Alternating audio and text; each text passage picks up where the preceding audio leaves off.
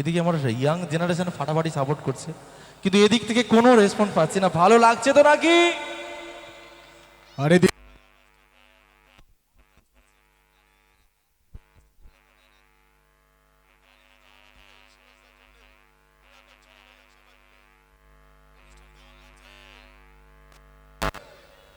আবার এইরকমই সাপোর্ট যেন পাই। চলে যাব আমরা পরবর্তী গানের দিকে। মঞ্চে রয়েছেন আমাদের কলকাতার স্বনামধন্য শিল্পী, সকলের প্রিয় সুরজ দা। তার সঙ্গে আমরা দেখছি ইউডি এন্টারটেনমেন্টের অল অফ মিউজিশিয়ানরা, সম্মানিত মিউজিশিয়ান দাদা ভাইরা মঞ্চে উপস্থিত রয়েছেন। চলে যাব আমরা পরবর্তী পর এক সুন্দর সুন্দর গান নিয়ে।